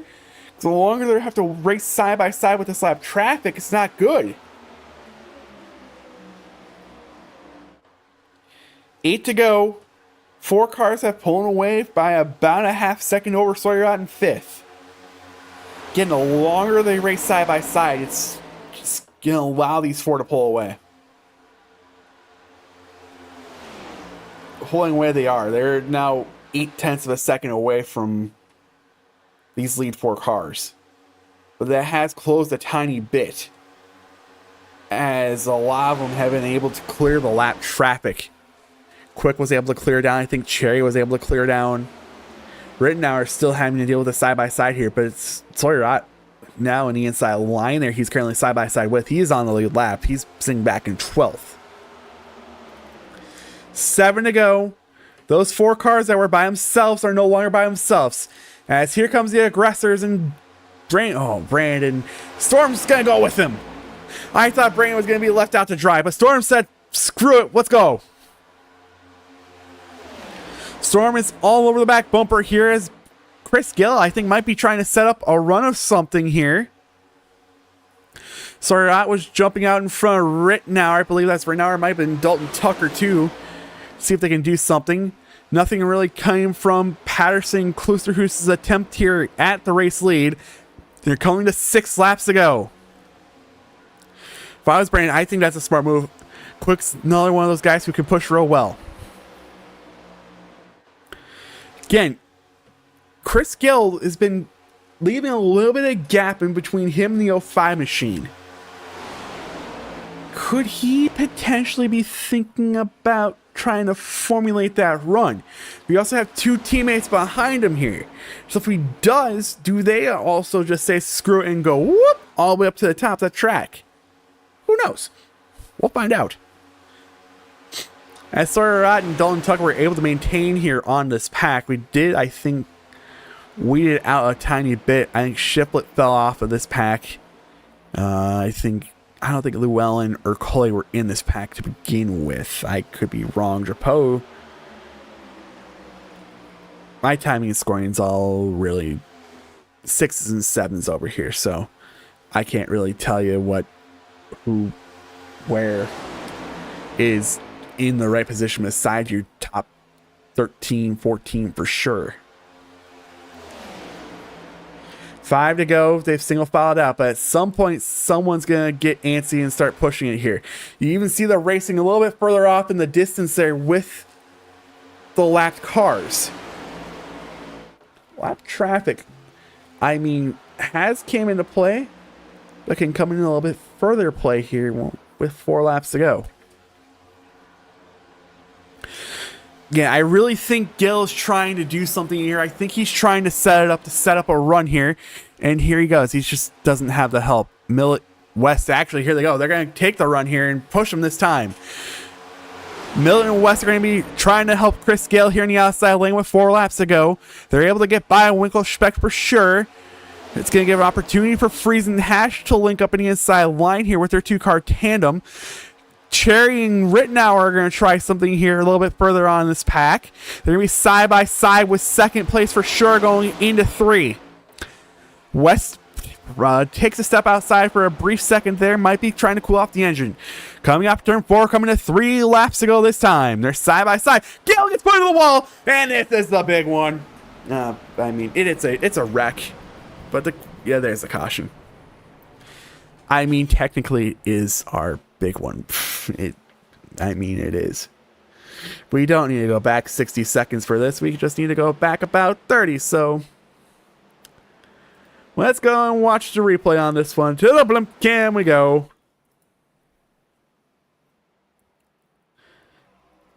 Yeah, you can just see here, Millet's pushing Gale, and that's just wasn't really centered well in the back bumper there. And that got Gale's car just enough there for him to get into Hash. And he hit the wall hard enough. Could be a bent toe link there. Winkelspect had to go through the grass. I mean, it's enough off the racing surface. I think they could have potentially kept that green. But either way, we're under our first caution for incident tonight. And I think this will for sure put us into overtime. We have 3 laps to go right now. This is going to put us into overtime.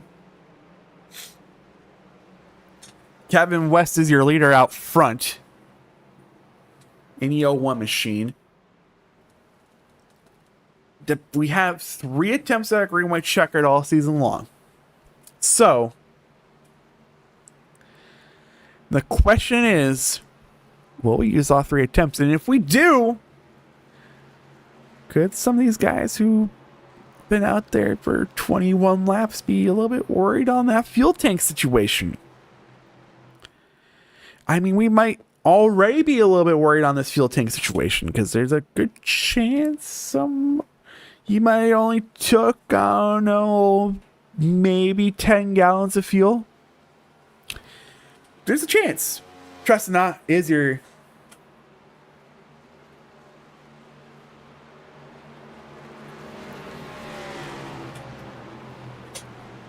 15 car is your free pass.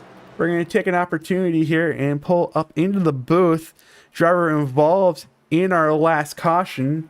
The number 9 machine of Chris Gale. If he's there. Hi, Mom. Yo, walk us through what happened there. Speak your mind. I'm watching it right now. 31 was giving me great pushes. I'm glad he stuck with me. It's just, let me see.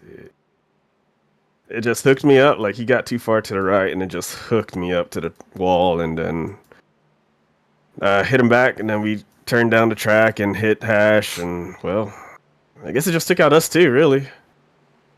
It sucks. The 05 was pretty strong, too, and I tried to dodge the pit road sign, and I hit the wall even more, so... Well, no. Is the race over? Is the Cadillac not seeing the track? Cadillacs tough. They build these Cadillacs tough, man. We still got 6 minutes of damage. No, 6 minutes. We gonna finish this race. I mean, yeah, you got some spots to potentially gain here with our 3 attempts at a green white checkered. Now, here's a question I have to ask because we are approaching overtime. And I don't think any of these guys took that into consideration when they came down for their green flag pit stops.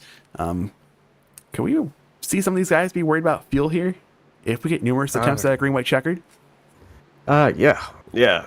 Especially if we go into 2 green white checkers, because I was gonna have at least 1.5 coming to the line on the white flag. So we get to that second one, the third one's gonna be interesting.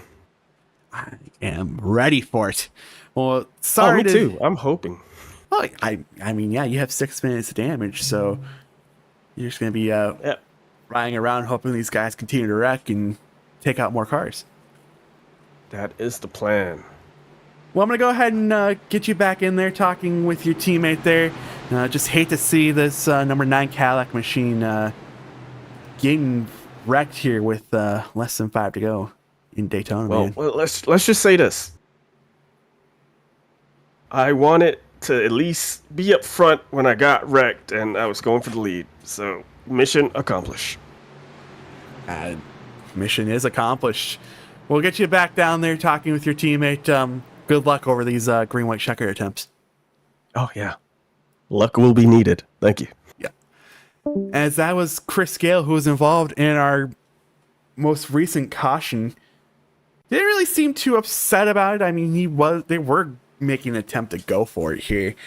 And again, it was just a push gone wrong underneath that situation here. But we are in ITRL overtime here. We have 3 attempts. Way overtime works is we're going to get the green flag here. They're going to give them 2 laps to go. Next time by, they will get the white flag, which is 1 lap to go. Anytime between that 2 laps to go and the 1 lap to go mark, a caution comes out. We rack them back up and we do it again. We have 3 attempts at this. Anytime a wreck happens on the last lap, no caution can be thrown because the white flag would have been in the air. So way iRacing works, the moment the white flag is displayed, the race is over. We don't have real life green white checker situations here. But here we are. Green white checker attempt number 1. As Kevin West gets a decent launch here, but does not have the help from behind. As Freeze is going to go block Millet there in the outside lane. That's going to give an opportunity for the 87 machine to... That's actually a pretty clever move there. 05 dips below the double yellow line there for a brief second. It's now the 87 and 23 linked up in the outside lane here. Everyone's linked up well here in the first couple of lines. Things are interesting as there's a hook. No, and this is for sure the big one. Everyone's involved. Cars disappearing. Ay, ay, ay, ay, ay. 97 laps raced clean, and we get into green white checkered attempt number 1, and we are back under caution. Top of cam in the replay. Let's just see. It just was off centered. I'm taking a look at this here. West wanted to stay on the outside lane there, and then Cherry just wanted, I think, was just trying to give him the push, and unfortunately wasn't centered enough there. Yeah, I mean, even like West wanted to run the bomb. It looks like, yeah, West wants to run the bomb there. Cherry gets to his outside. I don't know if West threw a late block or what. Could be potentially some net code there, but it's enough to get him into the 87. 8's involved, 35, 03, 31. And the cars just continue to go up there. But we'll take a look here at your race leader. Your race leader should be the 23 machine of Kevin Freeze.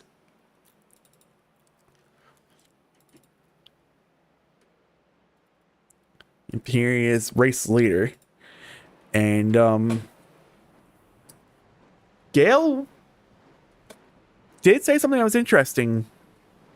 1 attempt might have been fine. 2 attempts, these guys might be a little worrisome. And our last caution, we're going to see if Kevin West is in Discord. He is. And we're going to pull him up into the booth as all lights are still on the iRacing.com pace car. And we'll give him a quick interview after his involvement there in our first green-white checkered attempt. What's going on, guys? I only heard about half of what you said there. I'm sorry. Well, I mean, I did just pull you in there, so it's fair. What's on your mind there? What? That's typical Daytona is what I said, or what I think. You look like you wanted to run the bomb, and just Cherry just, I don't know if he decided to... Cherry, he decided he wanted to go middle and then thought better of it, and he was kind of next to me there. So you're just typical Daytona? Yeah, I don't know who should be embarrassed more, iRacing or NASCAR, for just putting a terrible product out on the racetrack. So, apologize to all the viewers out here for a terrible race. I don't know. I mean, yeah, that's fair. Yeah, we went 97 laps, and now we're gonna go into our second overtime attempt. So that's fair. I can't argue that one there. But hey, you've been making moves out there tonight. See you trying. Yeah, we were trying to make it exciting for the fans. That's what we're about here.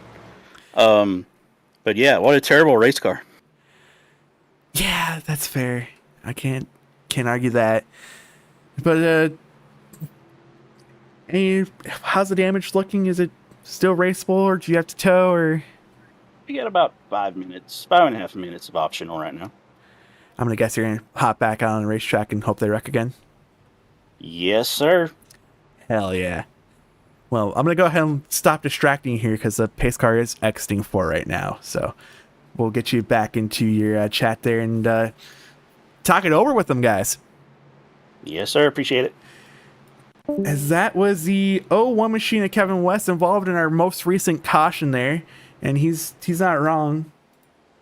I mean, that's just iRacing and I guess NASCAR kind of a wreck there. Could have been a tiny bit of netcode also involved. Who the hell knows? I couldn't get close enough there. Well, we are on green-white checkered attempt number 2. Kevin Freeze, Brandon Kluser, who's going to be on the front row. And this is where it gets very, very, very interesting. Because we're reaching uncharted territories in the terms of fuel. The numbers I was kind of given last week was around 23, 24, maybe 25 laps. Some of these guys, yes, they've had about 3.5, 4 laps of pacing here to help with the fuel cause. I mean, we saw it there when we were talking with Kevin West that guys were on the apron trying to save fuel. So we could be talking about guys, even if we get to the white flag here on the second attempt of green-white checkered, we're running out of fuel. So we shall see here. But Kevin Freeze, Brandon Kluster, Zach Millett, Dalton Tucker, Zach Kreiser, Ray Rittenauer, Tristan Ott, Josh Coley, Sawyer Ott, a whole bunch of other guys here in your top 10 because things are maneuvering on my timing screen on this restart. But there is a couple guys who could be in play here. Fuel does become an issue. Josh Coley, Tristan Ott, Winkelspeck, Llewellyn, Quick, Cherry, Shiflett, Patterson. Those guys all came down pit road. So we shall see here as green-white checkered attempt number 2 is underway. And something did not go well in the outside lane there. Dalton Tucker did not get a good launch. And that's going to really screw over the inside lane. That's going to give it... Not a good launch there by the outside lane there. Klusterhus was able to drop back in line here. But here comes Millet to the inside of Freeze. Freeze does have some nose damage there, and there's another wreck. That one should... Oh, they wrecked more. They wrecked more. Where we'll be going to our third overtime. I'm willing to bet this one is on netcode. Yeah, Millet gets there, was able to get Freeze high. He was able to get down there, and then might not be netcode there. That might just be straight up getting hooked. I mean, yeah, just straight up contact. Things look fine there. Things check up, and we're now under caution. That's what's happening there. That's what people say nowadays is cooking. Yeah, I figured since we're underneath our third caution, for instance, that gives us an opportunity to is Kevin in there? Kevin is in there. Well, ask Kevin what's going on. as we'll be heading into our third green-white checker attempt, as Kevin Freeze was involved in that last caution. Yeah. I don't know what happened. I think I do, but I don't. From my looks of it, you just got turned. Yeah. Well, that's what it felt like, but I haven't looked at it yet. That's why. I mean, from what I saw, you just got turned. I mean, I thought maybe for a brief second netcode, but no. Netcode didn't happen until after the contact. So actually, is the race over? Yeah. I thought we had 3 attempts at a green-white checkered. No, only 2. Huh. Yeah, it was tight on fuel, but I thought we would be good and have a good race there. And Zach got under me, which I was screwed either way. I was just trying to protect the right rear for in case there were more people. Right. But then yeah, I don't know what happened. Now I'm looking at it. I mean, once you get out of the car here, you can... Oh, okay. Yeah. Yeah. Yep. Exactly what I thought happened in the car. Yep. There's no... it's what you see happen is what happened. Yeah. Well, you had a good run going tonight. Unfortunately, you come home and trying to find your name here. Where is it? Really far down. How about that? 18th place, but hey, you earned the most stage points. Yeah, everything else was good except for the finish. That is true. But just sucks that your race ended like that, man. Yeah, it happens. It's you just hope you miss it. Unfortunately, we did not. But yeah, overall, these cars are fun to drive on this. They're not as much fun as they once were, but they've slowed them down a bit and changed the draft. That is made true. It slightly easier, I think, but I feel like it's a little bit harder if you don't have people with the knowledge base behind it. Oh yeah, if you have a line who doesn't know what they're doing, you are absolutely screwed in this car. Yeah, it's a struggle. But well, yeah, it happens. I'm gonna go ahead and get you back down there with you guys so you can debrief and all right. You need to point fingers. So, but great run tonight, man. All right, thanks. Have a good one. You too. I put him in the wrong chat. Oh, you got it. As that was Kevin Freeze, but we're gonna take the opportunity to pull up race winner. I thought we had 3 attempts at a green-white checkered. I swore the information I got told is 3, so that might have just been for last week. But we're gonna go ahead and pull up race winner Zach Millett into the booth. As he's doing a teammate burnout right now, and yeah, we'll talk to him. He's in the booth. Your race winner. Hey, what's up, guys? Started third tonight and you get the win in your first official points-paying race. How's that feel? Man, it feels pretty good. It feels pretty good. I thought I was in big trouble there.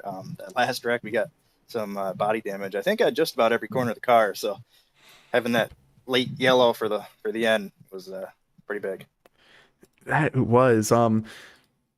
You seem like you had a pretty strong car tonight. I mean, you look like you're pushing well. You know, were able to do things other people weren't able to do there. What's your thoughts on this whole entire race? It was a pretty smooth race, really. I mean, I got to say, at the beginning, I was hooked up with Danny Wiles, man, and I think we could have made it right up to the front. And man, I don't know if his motor was made in China this week or what. We're gonna have to look into that because I mean he didn't even hit any yellow temps at all. I think it was 245 and that thing just blew up on him. So we're gonna have to find out, you know, where some of those parts were made and hopefully fix it. You really need to take a look into that. And unfortunately, he comes home last tonight, and that's rough. But hey, you got the first official spot locked into the playoffs. I mean, you get to sit out there and just go out there and have tons of fun. You know, make things interesting every single week, not having to worry about points racing, really. Oh man, yeah, you can't beat that. You can just go out and wing it every week now, and you know, whatever happens. At least we're going to be there. That is true. is there anything else you like to say? Anyone you like to thank? Give a shout out to? Yeah, first I got to give a big shout out to Brandon, the 25 car there for that push at the end. I told him in race comms I got to send him Christmas cards for the next 3 years. That was a big push, and it was perfect timing and right before that caution came out. But besides him, big shout out to America Racing. Still got a couple of in the top 5, Dalton and P3 there. I hate that Kevin got he wrecked there at the end. Mhm. He probably had the car to win. Honestly, he was ripping all night long. And shout out to Team Conti Sim Performance, the Iron Thunder Racing League, of course, all the admins, everybody behind the scenes that make this possible. Shout out to Extreme Graphics, Track Bar Media, Track Bar Motorsports, EMR Paintball, and that S4 guy on Twitch. Thank you. Well, congratulations on getting your first career Iron Thunder Racing League win, locking yourself into the playoffs, winning at Daytona. Just congratulating on it all, man. Thanks, man. I'm going to Disney World.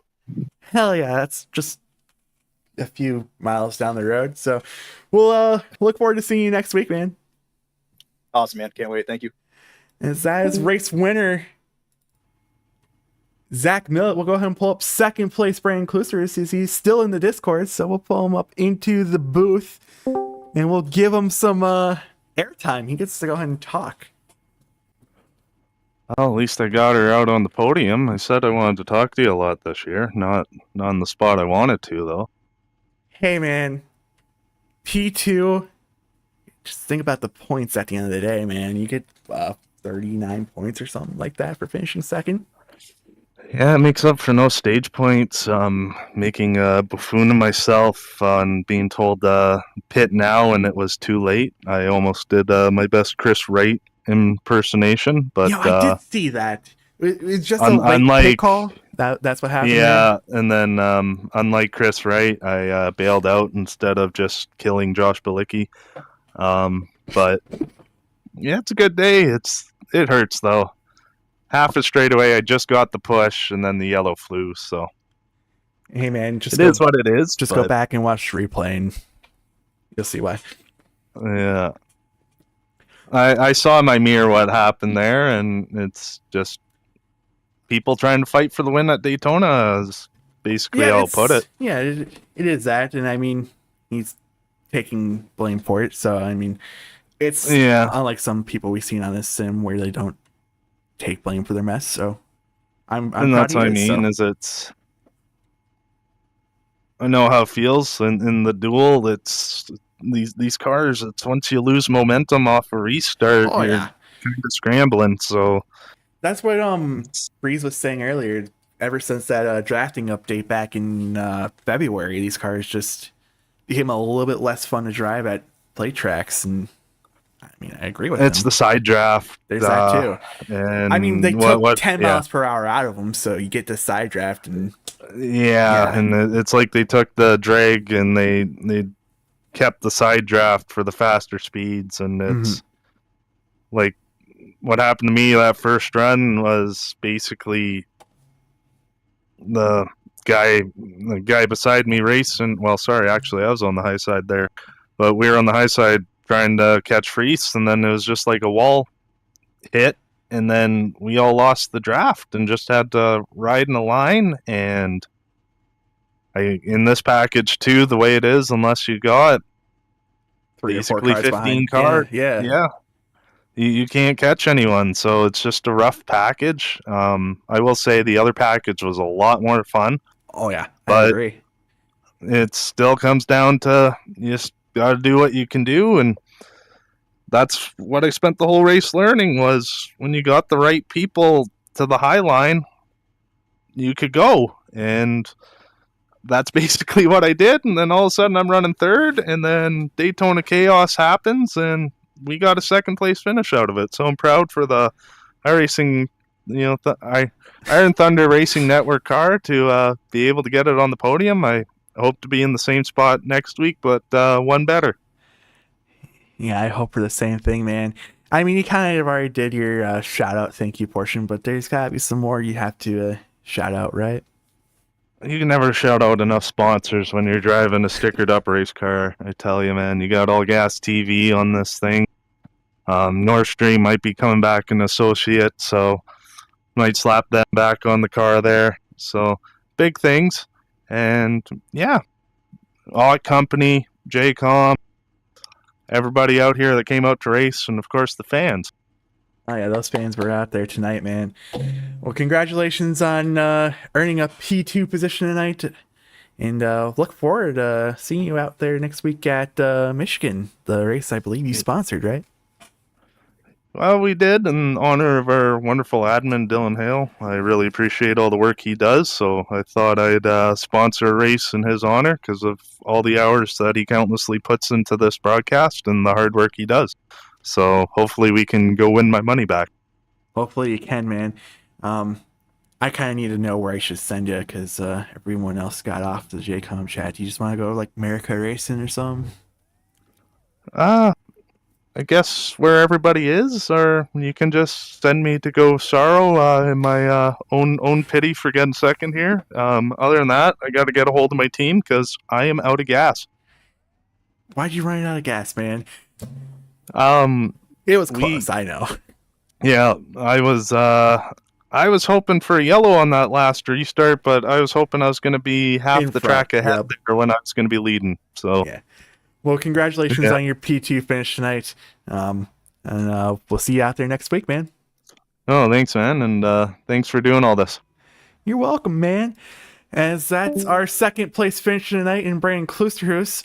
All it leaves is our third place finisher on the podium in the number 21 machine of Dalton Tucker. If he's there. Yeah, I got you, man. Well, you come home P3 tonight as you look like you had one of the better I'm gonna hurry this up. You had one of the better pushing cars tonight, so describe your race real quick. Yeah, I mean, I felt like I could push really anybody as quick as we could go. Early in the race, lost the lead pack, and there's some guys that just seemed like I couldn't get them going. But when you could hook up with the right guy, you could get a lot of speed, and I think me and Sawyer showed that late in the race. And we put down a lap time that when it popped up, I was like, oh my god, that was moving. That most certainly was. You guys ran a 45.597. That was Yeah, we were moving on that one. about 4/10 faster, I say, than anyone else. All right, I know that you have to go take care of some business, so we're gonna keep this quick. Congratulations on your P3 finishers. Anyone you'd like to give a shout out to? Just my team at America Racing. Appreciate all the guys in the league for allowing me to come back. It was always a great league, good racing. So, and I think that showed tonight, regardless of the end of it. But great race. Big shout out to Zach for winning that for America Racing. And hopefully, I think we're at Michigan next week. So hopefully we can repeat as a team next week. Well, I look forward to it, man. I'm gonna go ahead and let you go because I wouldn't want to be sitting there waiting, talking to me for what you have to go do, man. So again, congratulations on your P3 finish, and see you next week. All right, appreciate it, man. As that was our third place finisher in Dalton Tucker. So that's going to round out our interviews. We'll go ahead and pull up your finishing results for tonight. As again, it was Zach Millett, your race winner, followed by Brandon Klusterhuis and Dalton Tucker in your top three. Ray Rittenauer comes home fourth, Tresnott fifth, Eric Winkelspeck sixth, Sawyer at seventh, Christopher Gale eighth, Matt Quick ninth, and Matt Cherry rounding in your top 10.